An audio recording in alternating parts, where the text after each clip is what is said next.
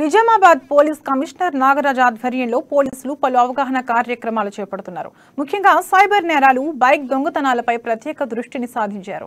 Community contact కార్యక్రమంతో నగరంలో ఎక్కడికక్కడ వాహనాలను చెక్ చేస్తూ ప్రజలకు అవగాహన కలిగిస్తున్నారు. ఇక ఇదే అంశంపై నిజామాబాద్ జిల్లా పోలీస్ కమిషనర్ నాగరాజ్తో మా అమ్మా న్యూస్ నిజామాబాద్ జిల్లా ప్రతినిధి శ్రీనివాస్ ఫేస్ టు ఫేస్. అయితే నిజామాబాద్లో చాలా కార్యక్రమాలను ఏర్పాటు చేస్తున్నారని చెప్పొచ్చు. నిజామాబాద్లో ఏదైతే వెహికల్స్ పరంగా అయితే ప్రత్యేక దృష్టి పెట్టి అయితే ఇక్కడ ఏర్పాటు చేస్తున్నారు. కమ్యూనిటీ కాంటాక్ట్ పేరుతో అయితే ప్రతిరోజు వెహికల్ని చెకప్ చేస్తూ చూస్తున్న పరిస్థితి కనిపిస్తుంది. మనతో పాటు మాట్లాడడానికి నిజామాబాద్ పోలీస్ కమిషనర్ వారితో మాట్లాడే ప్రయత్నం చేద్దాం. సార్ చెప్పండి సార్, ఈ నిజామాబాద్ జిల్లాలో అయితే ఏర్పాటు చేస్తున్నట్టు కమ్యూనిటీ కాంటాక్ట్ ప్రోగ్రామ్ అయితే నిన్న నుంచి అయితే చెప్పండి నేపథ్యం. నిన్న అరసపల్లి, మాలపల్లిలో అయితే దాదాపుగా 8 నుంచి 9-10 గంటల వరకు అయితే చేస్తున్న పరిస్థితి కనిపిస్తుంది. ఎట్లా ఉంది సార్, రిజల్ట్ ఎట్లా ఉంది, ఏం చెప్పదలుచుకున్నారు సార్? నమస్తే అండి. కమ్యూనిటీ కాంటాక్ట్ అనేది పోలీసులో భాగంగా, అంటే ప్రజలతోని మమేకమై వారి యొక్క నీడ్స్ ఏమున్నాయి, అక్కడ ఏమేమి కావాలి అనేది విధంగా అందులో భాగంగా ఈ తనిఖీలు కూడా ఉంటుంది. వారితో మాట్లాడడం జరుగుతుంది. నా ఆదేశాల అనుసారంగా ఏసీపీ గారు అండ్ డీసీపీ గారు టీం ఆధ్వర్యంలో ఏసీపీ గారి టీం లీడ్ చేసి నిన్న సుమారుగా 100 మంది పోలీసులతోని కార్డన్ అండ్ సర్చ్గా నిర్వహించి, అదేవిధంగా ఈ నెంబర్ లేని వెహికల్స్ అన్నీ తీసుకొని రావడం జరిగింది. మీరు చూశారు, మొన్న మనం 42 వెహికల్లు నిజామాబాద్లో సీజ్ చేసడం జరిగింది. అందులో చాలా వరకు దొంగ బండ్లు కొనడం జరిగింది. కాబట్టి అందులో భాగంగా ఇలాంటి ఇంకా కంటిన్యూ కమ్యూనిటీ కాంటాక్ట్ పోలీస్ భాగంగా మళ్ళీ ఇంకా అన్ని పోలీస్ స్టేషన్ లిమిట్స్లో కూడా చేయడం జరుగుతుంది. ఈ యొక్క వెహికల్స్ ఓనర్స్ ఎవరైతే ఉన్నారో సరైన పత్రాలు, సరైన ఓనర్షిప్ టైటిల్ చూపెడితే వారికి మళ్ళీ చెక్ చేసి ఇవ్వడం జరుగుతుందండి. లేకుంటే వాటిని కోర్టుకు సరెండర్ చేయడం జరుగుతుంది. సార్, అయితే నిజామాబాద్లో 2 వీలర్ దొంగతనాలు అయితే ఎక్కువ జరుగుతున్న నేపథ్యంలో కూడా ఇలాంటి చర్యలు అయితే చేపడుతున్నారు. దీనికి ఇంకా ఎట్లా ముందు ఇంకా ఎలాంటి ప్లానింగ్ చేస్తున్నారు సార్? తప్పనిసరిగా ఇంకా ఇవి కంటిన్యూ అవుతాయండి. ఎందుకంటే చాలామంది బాధితులు వచ్చి కంప్లైంట్ చేయడం జరుగుతుంది, మా వెహికల్స్ పోతున్నాయని.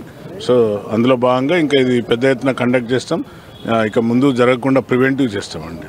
నిన్న జరిగిన ఏదైతే సైబర్ నేరాల అవగాహన గురించి కూడా ప్రత్యేకమైన దృష్టి సారించి అవేర్నెస్ అనేది ఒక ఏర్పాటు చేసిన సందర్భం అయితే మనం చెప్పుకోవచ్చు. ఎట్లా దాని నుంచి రెస్పాన్స్ ఎట్లా వస్తుంది? చాలామంది ఈ యొక్క సైబర్ క్రైమ్ పైన చాలామంది అబ్బాయిలు, అమ్మాయిలు, తర్వాత ఎంప్లాయీస్ కూడా కాంటాక్ట్ చేయడం జరిగిందండి. వారికి అవేర్నెస్ చేయడం జరిగింది. ఎందుకంటే తెలియని వ్యక్తికి మనం ఎట్టి పరిస్థితుల్లో కూడా సమాచారం ఇవ్వకూడదు. మన పర్సనల్ డాటాను ఎట్టి పరిస్థితుల్లో కూడా ఈ యొక్క మా ఏదైతే సోషల్ మీడియా ఉందో అందులో మనం షేర్ చేసినప్పుడు తగు జాగ్రత్తలు తీసుకోవాలి. ఎప్పటికప్పుడు పాస్ మార్చుతుండాలి, పర్సనల్ పాస్కోడ్ కూడా మారుస్తుండాలి. తర్వాత మన ఎవరైతే ఎక్కువ గూగుల్ సెర్చ్ చేస్తారో గ్రీడీ పీపుల్ ఉంటారు కొంతమంది, అంటే అది కొనాలి ఇది కొనాలి అని కొన్ని ప్లస్ జాబ్స్ సెర్చ్ చేస్తుంటారు. సో ఇలాంటి వాళ్ళను వాళ్ళ యొక్క బలహీనతను చూసి అతను ఎవడైతే నేరగాడు, సైబర్ నేరస్తులు ఎవరు ఉన్నారో వీళ్ళకు వల విసిరిస్తారు. ఆ వలలో వీళ్ళు చిక్కుకుంటారు. అలా వాళ్ళ యొక్క ఏదైతే లింక్ పంపుతారో ఆ లింక్ నొక్కి వీళ్ళ డబ్బులు బ్యాంకులోకి వెళ్ళి అకౌంట్ పోవడం, లేకుంటే ఓటీపీలు చెప్పడం. ఎట్టి పరిస్థితుల్లో ఏ గవర్నమెంట్ బ్యాంకులు కానివ్వండి, లేకుంటే ఎనీ సంస్థలు కానివ్వండి ఓటీపీ అడగరండి. ప్లస్ మీ పర్సనల్ ఆధార్ కార్డు పెట్టు, బ్యాంక్ డీటెయిల్ ఇవ్వమని ఎవరు కూడా అడగరు. సో ఈ యొక్క ఎంప్లాయ్మెంట్ సెర్చ్ దాంట్లో కానివ్వండి, లేకుంటే ఏదైనా షాపింగ్కి OLX, ఇప్పుడు ఎక్కువగా అందులో ఆర్మీ ఫ్రాడ్ అవుతుంటుంది. ఎవరో ఆర్మీ యూనిఫామ్ వేసుకొని నేను ట్రాన్స్ఫర్ అయ్యాను, నేను నా కారు లేకుంటే నా 2 వీలర్ చాలా తక్కువ ధరలో అమ్ముతాను మీకు అని పెట్టంగానే వీళ్ళు ఎవరైతే కొనేవాళ్ళు ఉంటారో వాళ్ళు మోసపోతారు వారి చేతిలో.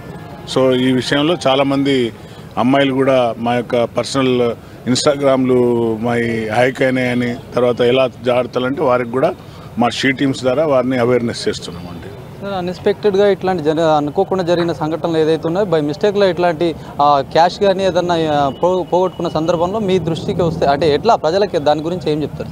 ఎవరైతే క్యాష్ పోగొట్టుకుంటారో బ్యాంక్ నుండి తస్కరించి దొంగతనం అయిందంటే 1930 అనే ఒక నెంబర్ ఇచ్చామండి.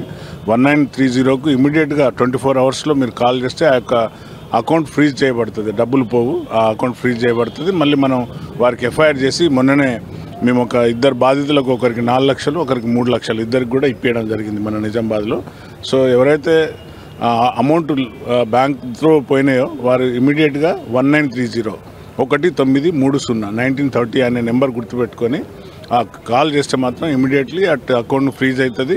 ఒకవేళ వాళ్ళు 24 hours దాటాక కూడా ఏమైనా ప్రాబ్లం ఉంటే వచ్చి మనం కంప్లైంట్ ఇచ్చినా, లేకుంటే పోర్టల్ ఉంటుంది http://government cybercrime.gov.in అనేది ఉంటుంది. అందులో కూడా పోయి వాళ్ళు అప్లికేషన్ రేజ్ చేయొచ్చు, మనకు కంప్లైంట్ ఇవ్వచ్చు అండి.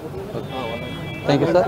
ఇది నిజామాబాద్లో జరుగుతున్నటువంటి ఏదైతే బైక్ దొంగతనాల గురించి అయితే పోలీసులు స్పెషల్ ప్రోగ్రామ్స్ అనేవి కండక్ట్ చేస్తున్న పరిస్థితి కనిపిస్తుంది.